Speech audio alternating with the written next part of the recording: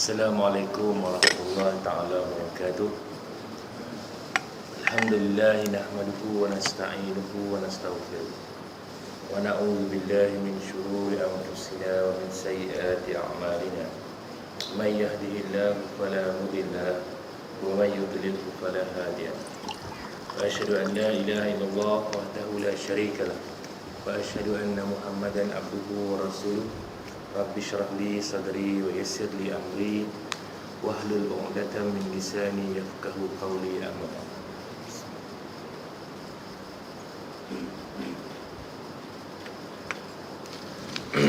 Al-Fadil, Tuan Imam, tuan-tuan ahli jalan kuasa surau, muslimin dan muslimat yang dirahmati Allah sekalian. Syukur kita kepada Allah Subhanahu Wa Taala dapat kita bertemu lagi pada hari ini untuk kita menjayakan program kuliah maghrib kita ini, untuk kita imarahkan surau kita ini. Mudah-mudahan pertemuan kita pada hari ini diberkati oleh Allah Subhanahu Wa Taala dan diberikan kemuliaan kepada kita semua, diberikan keberkatan kepada kita di atas segala usaha yang kita lakukan ini, insya-Allah. Tuan-tuan muslimin dan muslimat dan rahmat Allah sekalian, kita ni hari-hari datang surau, hari-hari duk buat benda yang sama lah, kan? Benda yang sama kita buat hari-hari. Adakah kita rasa perbuatan yang kita buat ini ada harga di sisi Allah Subhanahu Wa Taala? Dulu ada satu orang sahabat Nabi nama dia Abdullah bin Umi Maktum. Abdullah ni satu sahabat Nabi yang buta. Dia ni jawatan dia, Nabi bagi dia jadi muazzin, jadi tukang azan Nabi. Tukang azan Nabi ni dua orang, satu Bilal bin Rabah, satu lagi Abdullah bin Umi Maktum. Dia ni buta. Sebab tu Nabi kata Isyak selalunya Bilal yang azan, subuh Abdullah bin Umi Maktum azan. Abdullah ni satu hari dia jumpa dengan Nabi. Dia minta excuse dengan Nabi. Dia kata boleh tak dia tak datang sembahyang Jumaat subuh? Sebab dia buta, susah, tak ada orang nak pimpin dia datang sembahyang. Nabi kata kau dengar tak bunyi azan? Dia kata aku dengar Rasulullah. Kalau dengar, Nabi kata tidak terangkatlah kewajipan untuk datang sembahyang Jumaat.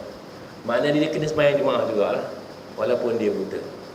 Jadi bermula daripada hari itu, Abdullah bin Umi Maktum ni dia pun komit terus sembahyang Jumaat. Subuh orang datang ke tahun dia boleh datang ke datang, dia akan cuba datang juga. Jadi dalam proses dia pergi solat subuh jemaah ni, Abdullah bin Maktum ni susahlah, dia tak nampak, dia buta. Pada satu hari dia pergi solat subuh berjemaah seorang. Dalam perjalanan dia tersepak batu, kan? Jatuh dia, berdarah dahi dia dalam riwayat itu. Bila dia jatuh, dahi dia berdarah ni, tiba-tiba dia dengar ada satu orang lelaki sapa dia. Dia kata, Abdullah, aku kesian dekat engkau, dia kata. Mula pada hari ini aku akan bawa engkau daripada rumah pergi ke masjid untuk sembahyang Jumaat subuh lah terutamanya. Kemudian aku akan bawa engkau balik daripada masjid, bawa ke rumah. Jadi berlakulah proses tolong bawa dan bawa balik ini beberapa lama. Tidak disebutkan dalam riwayat berapa lama, tapi katanya lama juga. Menyebabkan Abdullah ni tertanya-tanya, siapa yang orang yang tolong dia ni? Macam kita lah tak? Kita makan dekat kopitiam, makan-makan banyak pula makan tu, bukan sikit-sikit. Rasa ini pergi 50 ni makan ni. Tiba nak bayar pun kata, Ustaz, ada orang bayar dah ni. Oh, kita rasa, siapa pula lah bayar kat aku ni. Apa perasaan kita? Mesti kita nak tahu kan, orang buat baik kita. Nak tahulah siapa lah tolong bayar. Mudah-mudahan Allah rahmat dia. Abdullah pun sama, dia nak tahu siapa yang tolong dia ni. Dia tanya kepada orang tu, dia kata, engkau ni siapa sebenarnya? Tolong aku tiap-tiap pagi ni, datang tolong, tak pernah miss. Pagi ambil, bawa ke masjid, balik hantar. Orang lelaki tu kata, kau tak payah tahu siapa aku tolong kau, dia kata. Tapi Abdullah nak tahulah siapa nak tolong dia. Tanya, sekali orang tu mengaku. Dia kata, nama aku Iblis. Aku ni Iblis, aku yang tolong kau pergi masjid, hantar kau balik. Abdullah kata, kau ni Iblis, tahu aku kau ni Iblis, kau ni musuh Allah. Laknatullahu alaika, laknat Allah atas kau. Tapi kenapa kau tolong aku datang masjid? Kata Iblis, kau ingat tak pada hari pertama kau jatuh tersepak batu, kepala engkau berdarah. Dia kata aku ingat. Dia kata pada hari itu aku dengar malaikat bercakap sama-sama dia. Tuan-tuan, kan Iblis ni Allah bagi dia kelebihan boleh dengar rahsia langit kan. Sebab tu ada cerita kilat dan sebagainya kan. Beliau kata pada hari kau jatuh tu, aku dengar malaikat bercakap sama-sama mereka, Allah ampun separuh daripada dosa kau. Sebab apa? Komit yang kau datang solat subuh berjemaah ni. Jadi dia kata oleh kerana aku dengar Allah dah ampun separuh dosa kau sebab kau terlipat batu dan berdarah kepala kau ni, aku berazam mulai pada saat itu aku akan tolong kau pergi daripada rumah pergi ke masjid balik semula. Supaya apa? Supaya kau berjalan tak sepak dah batu. Aku bimbang kalau kau tersepak batu lagi, Allah ampun semua dosa kau. Iblis ni dia tu punya matlamat dia sebenarnya. Tapi nak bagi tahunya, oleh kerana istiqamah hanya Abdullah bin Umi Maktum ni, Allah ampun dosa dia. Istiqamah, committed, Allah ampun dosa dia. Ada satu orang perempuan, ini cerita orang kita lah, orang kita ni maksud orang zaman kita. Dia meninggal dunia tahun 1994. Sebahagian tempat saya ceritalah benda ni.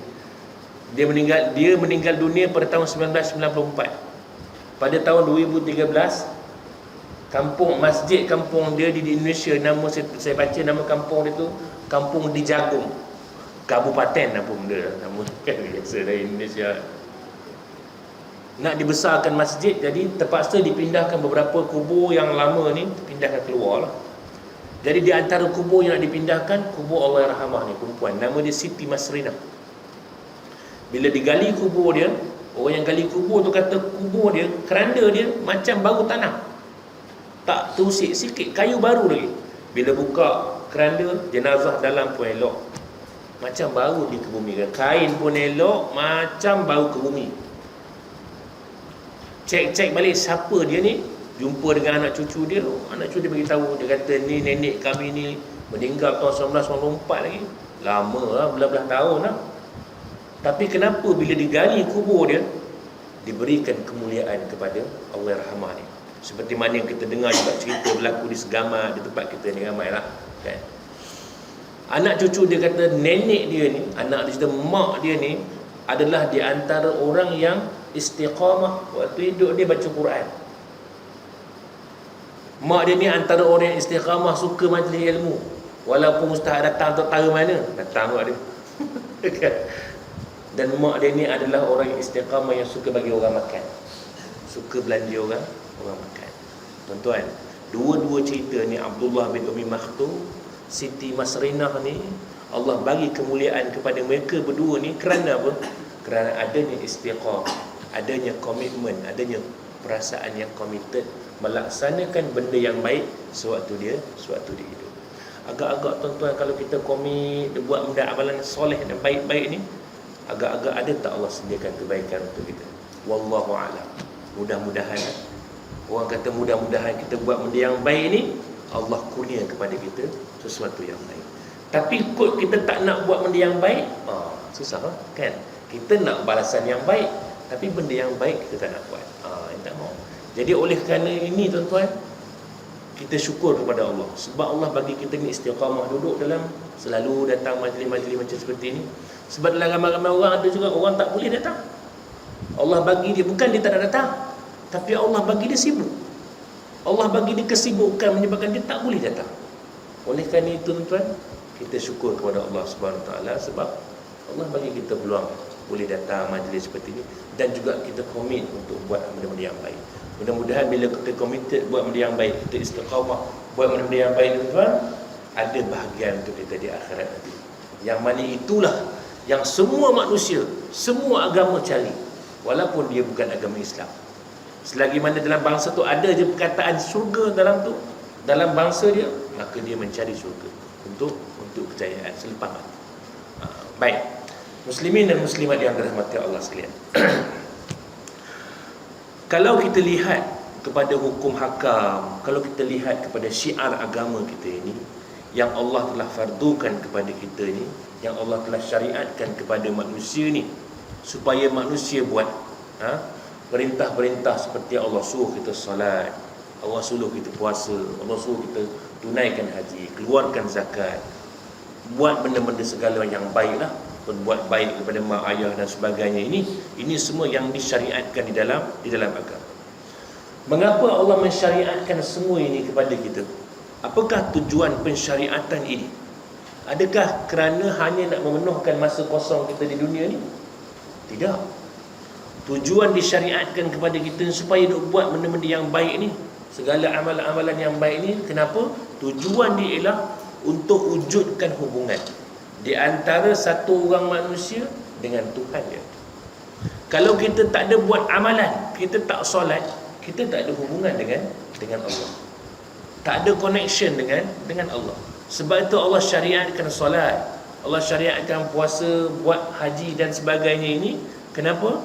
Tujuan dia Allah nak wujudkan hubungan di antara kita dengan Allah yang Maha Besar. Tuan-tuan, kita tengok kehidupan kita pada hari ini. Bukan hari ini sajalah, daripada dulu lagi ada manusia ni. Kita akan tengok biasanya orang ni, tuan-tuan, kalau nak memudahkan urusan dia kena cari apa? Kena cari kabel.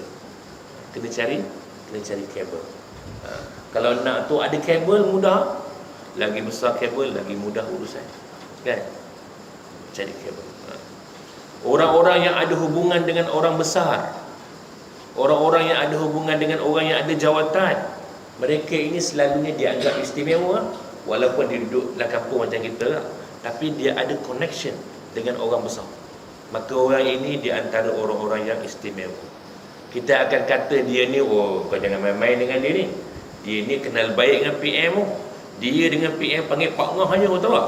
Wah, takut lah kita. Boleh panggil Pak Long, boleh panggil Pak Ngah. Woi, ni kamcing gila lah, kan?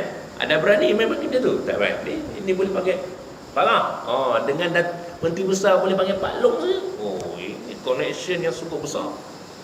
Ada hubungan yang baik dengan raja, ada hubungan baik dengan orang-orang besar. Ini orang-orang yang kita anggap dia ada istimewa. Sebab apa? Sebab kalau apa-apa hal dia boleh angkat telefon, dia call. Kalau macam kita nak jumpa, kita kena ikut kona. Kerana birokrasi tu banyak. Tapi dia hello, datang. Ataupun tuanku datang Muazzam cari mana Hairudin, Ustaz Hairudin.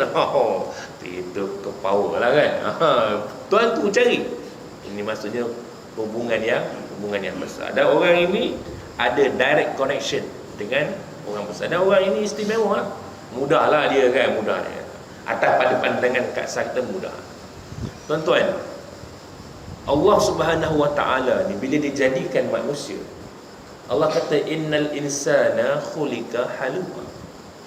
Iza massahu syarru jazua, iza massahu khair manu'a. Allah kata innal insana, sesungguhnya manusia ini khuliqa, dijadikan dia itu halu'a, tidak tetap perasaannya. Pagi lain, tengah hari lain, petang lain, malam lain, berubah-ubah. Ini manusia. Iza massahu syarru, bila disapa dengan kesusahan, jazua, keluh kesah. Iza massahul khair manu'a, bila disapa dengan kesenangan, jadi kedekut pula dia. Illal musallin, melainkan orang yang solat. Awak sambung.